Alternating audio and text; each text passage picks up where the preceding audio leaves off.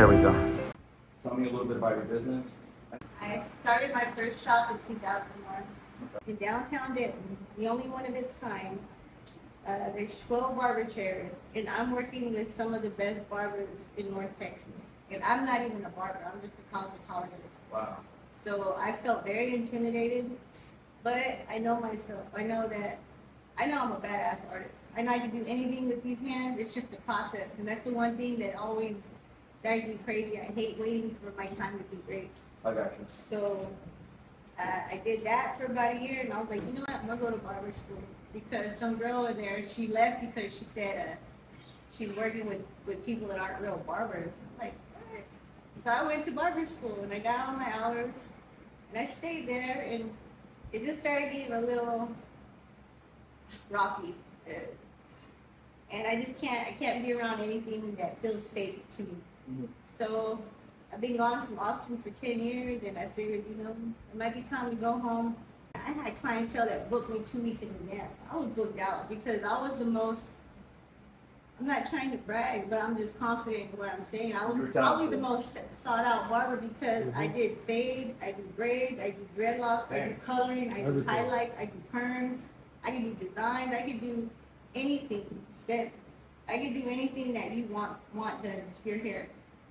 I had to work at it, and I'm still working at it. I'm not the best barber, but I know how to make my clients feel good in my chair. I know how to make them want to come back to me.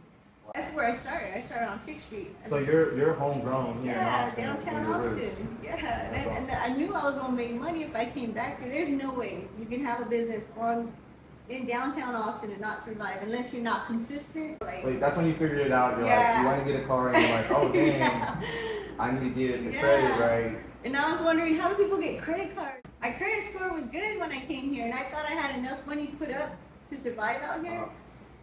I didn't realize that I wasn't going to be working in the shop for 2 to 3 months. Because when I left the other shop, because I just felt, I had my own personal reasons why I left the other shop, but I just felt like I wasn't comfortable.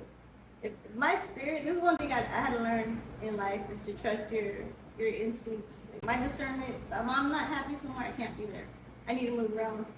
Now, I suffered financially doing that, trusting my instincts, but I mean, I'm not gonna lose now. I'm in downtown Austin. I read stuff online, that's how I find everything out. That's how I know about the EIN, the LLC, but I've been doing my own taxes when I started at the barber shop. A lot of barbers don't do their own taxes. They don't do taxes at all. They take everything cash, but I'm trying to own a freaking big ass house one day. Yeah. I would like to, let them know that, hey, I got a line of credit coming in, Yeah. So I'm barely where you're talking about all the, and that's, my aunt did my tax, she helped me do my taxes this past year because the Venmo, the Cash App, the Zelle, that kind of got confusing because I was using a TurboTax for a while. Yeah. And that made it easy, but it got a little confusing when all that stuff came into play.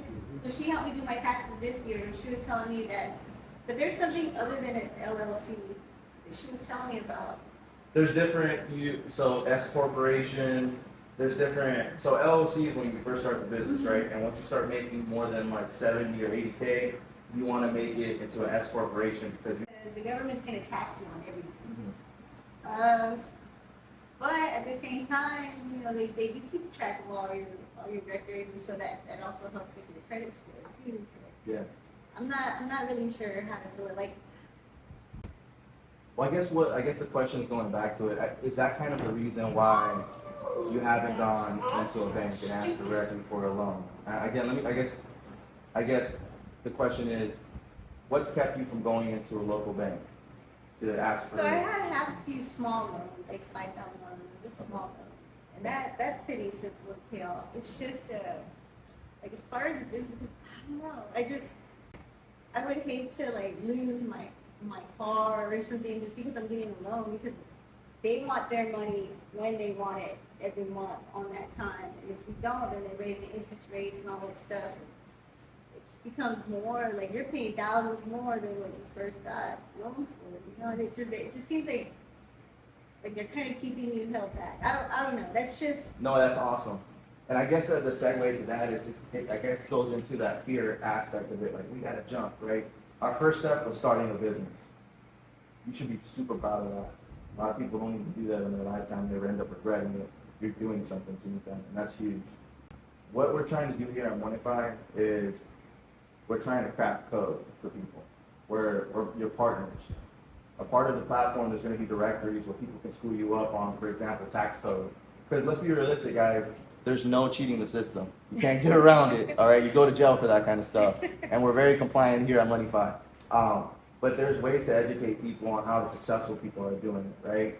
There's things like charities, things that you can put your money in. There's accounts like 401k, non-taxes. There's different little cheat codes where you can keep the most in your bank account. And that's those cheat codes that are really important to us because, again, with MoneFi, it's about funding, right? Get you with the right people where you can get a good interest rate, a good lender that you trust, right? More importantly, that education portion of it, where like, we'll school you up and we'll be your partners all the way. So That's really what I need. I need more education in how to manage my money and the credit score and all that stuff. That's really, there are very few people that actually offer that. We're located at 47 Drago Street, Suite 100B, and the name of our shop is Shears and Blades Executive Bar Maria Plus. So come check it out.